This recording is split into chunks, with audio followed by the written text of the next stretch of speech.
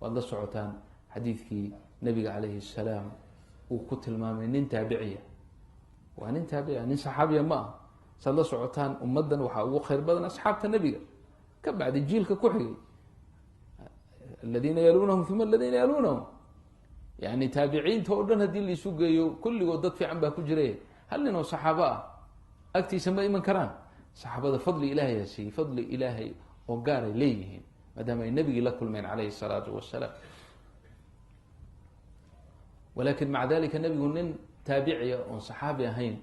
أيو أصحابتي ولي ركودي وهنا ولي سيدنا عمر بن الخطاب وقدر دارمو هنا نينكا هذا لكل أنتو دعاء كذا لمنو كو دعاء ودم بداف له كو ويديو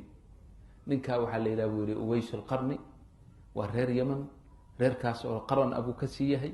هل كاس جوجا هو يوليه وبارئ يهي له بها هو بها بر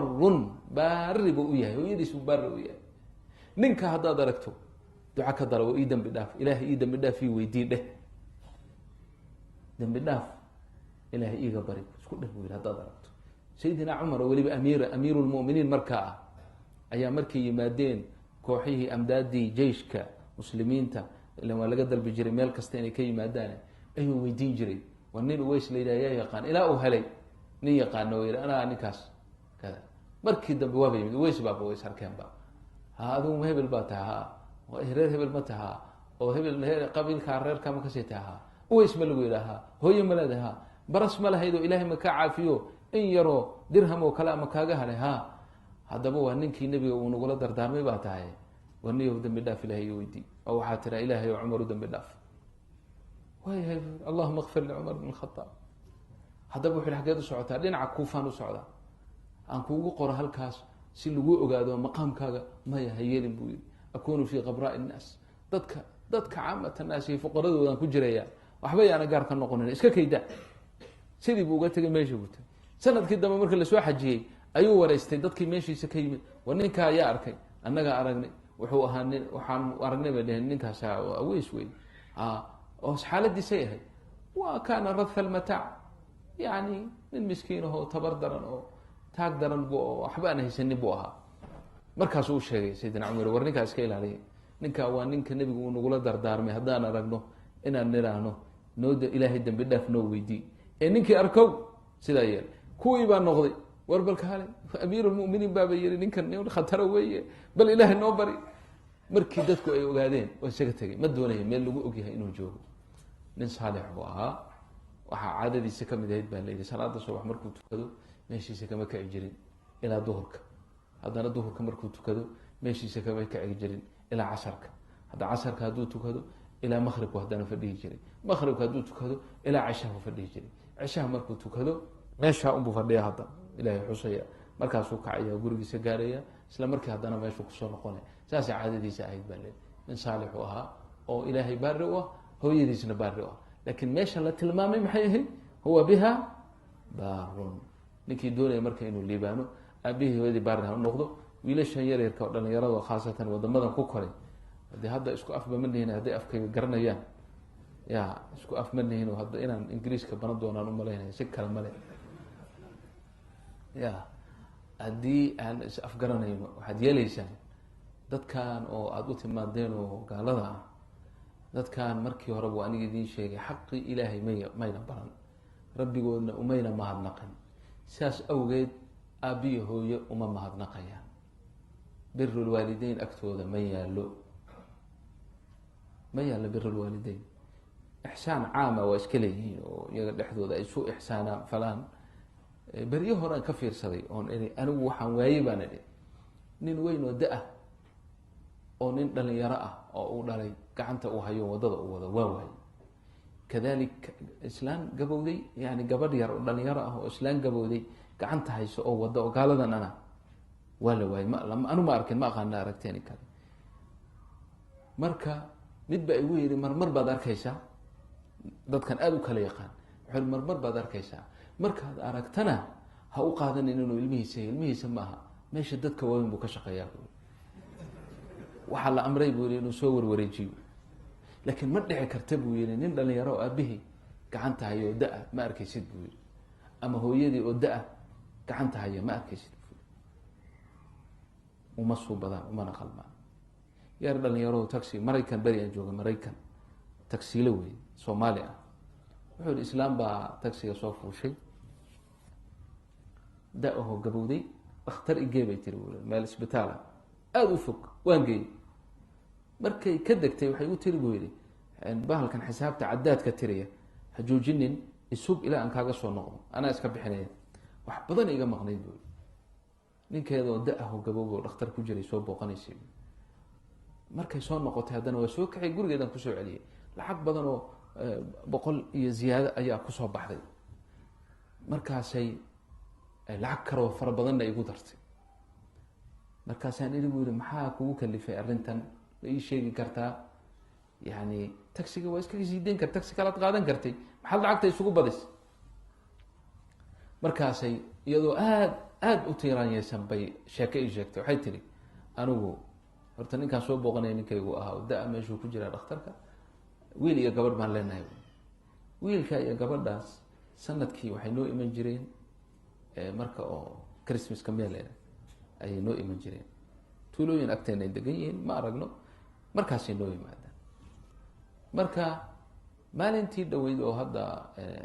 ugu dambeysay markii ugu dambeysay way ila soo hadleen mid walba gaar buu ila soo hadlay way waa imanaynaa laakiin lacagta adaa bixinay waa ku imanaynaa imaatinkaas waa kaa iibsanayna waay lacagta kusoo raacayno tareenka ma waxaan adaa bixinaya raalli baan ka habeet anaaba abaal ku qaba libi ku qaba inay ii yimaadaan oo wax kasta bixiyo maca dalika imaysan imanin markaasaan go-aan ku gaaray inaan qalbigayga ka saara inay jiraanba kuwaas sidaas awgeed dhalinyaro kasta oon arko hadda waxaan jeclahay inaan ilmo ka dhigto on isaga ilmo ka dhigto oo waxaan haya aan siiyo tanna qaado ood lahay tanna ku darso iska tag saasay igu tiri marka waxaan ka wadaa ha ku dayanina dadkan maadaama xaqii ugu weynaa oo xaqullah haysan haynin xaqulwaalideynna ma hayn karaan umaba samaysnaba saas awgeed waalid waxaan aada maqlaysaan ama iskoolka laidin sheegayo in waalidka lala doodo ama maaragtay lala hadlo ama hayelina idinka daa'iman ixtiraam labada waalid ixtiraam baa laidinka rabaa inaad kor u fiirin haddii goor madaxa inaad ka dhunkataan gacanta ka dhunkataan subaxi markaad sii baxaysaan iyo markaad shaqa kasoo noqotaan iskuolka ko waxaad ka bilowdaa adoon meel tagin meel kala geyn aabbaha iyo hooyada madaxa iyo gacanta ka dhunko waa ku liibaanaysa ilahay baa kugu jeclaanaya subxaana wa tacaala kelimad xunna weliga ha ku odhan kelimad xun weliga ha ku odhan ay shay ku dhahana waayahay dhe waa arrin runtii marka lagu hadlayo afka ka sahla laakiin dhaqankeedu iska dhib badan yahay ilaa man yasara allahu lahu khulaasat lkalaam warkii haddaan soo koobo ilaahay jala jalaaluhu waxaa ugu weyn in loogu dhawaado waa in isaga la caabudo subxaanahu waxdahu laa shariika lahu isaga loo mahadnaqo waxaa ku xiga xaqulwaalideyn baa ku xiga su-aasha ugu dambeysa marka aan kusoo khatimayno nin baa su-aal weydiin kara o odhan kara anigu hadda yani aabiya hooye waa iga tageen waa dhinteen ma joogaan marka maxaan samayn karaa aabbahay hooyaday oo aan jeclahay inaan u ixsaan falo wax ixsaan ah wax baarinimo ah ma igu hadhay mar hadday dhintaan su-aasha iyada waa laga jawaabay nabigaana ka jawaabay calayhi الsalaatu wasalaam wa min xusni اlxad su-aashaasna horay u dhacdo oo nabigaa la weydiiyey nin baa weydiiyey aabbaha iyo hooyaday waa dhinteen wax baarinimo hadhay oo aan u baari fali karaa oon ixsaan fali karaa ma jiraan haabu yiri haabu yiri horta hadday nool yihiin dee waa adu ixsaan falaysa booska la gaarsiiyey waxaa ka mid ahaa in nin nabiga u yimid calayh الsalaatu wasalaam uu yihi waxaan rabaa inaan jihaadka ku raaco jihaadka inaan ku raaco jihaadka shayga ugu weyn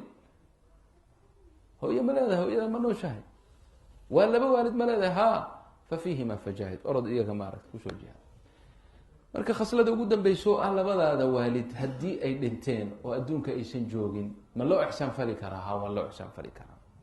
waa loo baari fali karaa nabigu uu noo sheegay alayh salatu slam biriga aada u samaynaysa aabbaha iyo hooyada oo tegay kow waa in aada u ducaysaa birinimaday ka mid tahay walidaalika dad wanaagsan qaarkood dhaqankooda waxaa ka mid ahaa wuxuu yihi salaad kastoon ka baxo rabbi ikfir lii waliwaalidaya kama tago labadaada waalid makfiro ilaahay u weydii kow arrinta labaad inaad u ducayso biraxma, istikfaar, dambi dhaaf, raxmad, ilah u naxariisa aad tiraad had iyo goor. arrinta saddexaad inaad sadaqa u baxsato, sadaqa bixi u niyo, iyaga way gaadhaysaa, ilahay baa gaarsiinaya subxaanahu wa tacaala. sadaqadaas nooc kastay noqon kartaa, ma aha shardi in oo maaragtay aad xoolo qasho oo dabadeed xoolaha marka iska dhaqano waxaa iska jiray berigii dambe ay soomaalida meelay ka keeneen ma aqaana, xus iyo wax la yidhaha abahay baan xusaya, hooyadii baan xusaya oo kada ayaa iska jiray. asalkeedu waa saxiix oo inaad intaad cunto samayso, xoolaha intaad gowracdo, masaakiinta ugu yeedho, ay dhargaan oo magaranaysaa ay duceeyaan, oo aabaha ama hooyada aad tawaabka u niyeysato weeye aslulmas'ala, waana sax, wax ay ku jirtaana male. laakiin in dhaqan lala eegto oo meeshii dad masaakiina la siin lahaa, dad iska aragtay dheragsan meelaha looga yeedho oo xaflad oo kale laga dhigo, oo taas ayaan sharcigu uusan ogolayn, meelna aan ku qotomin. laakiin inaad adiga aadan weliba xataa wakti u samayn, sanad kasta markuu dhintay maxaa qasab ka dhigay, ay waqti oo aada wax heshid, sadaqa la bax. sadaqadana daa'iman tan daa'imkae mutawaasilka fiican, sadaqa jaariya, masjid la dhisayo, ceel la qodayo, biyaheeda la cabayo, xoolo nool aad bay u fiican yihiin haddaad intaad iibiso dad masaakiina oo baadiyihii joogo kale aada maaragtay ku sadaqaysato, inta ay nool yihiin ama wax daaqayaan ama wax sii dhalaan, ajir aabaha iyo hooyada u socdo weya fii qabrihima, oo nuur u dareerayo, waa wax weyn weyaan baa lagu helaya. ko waxaa kale oo ka mid ah biri lwaalideyn bacda wafaatihima, markay dhintaan in hadday dardaaran ka tageen, dardaarankoodii aada meel mariso. dardaaran bay ka tageen, dardaarankii ay ka tageen fuli. arrinta shanaad waxaa weeye saaxiib bay lahaayeen, waxaan soo iloobay silatu araxim, silatu raxim, raximkii ay isku kaa xiriiriyeen iyagu, xag hooye ama xag aabbo, inaad xiriiriso. biri lwaalideynta bacda wafaatihima bay dhimashadooda kadib bay ka mid tahay,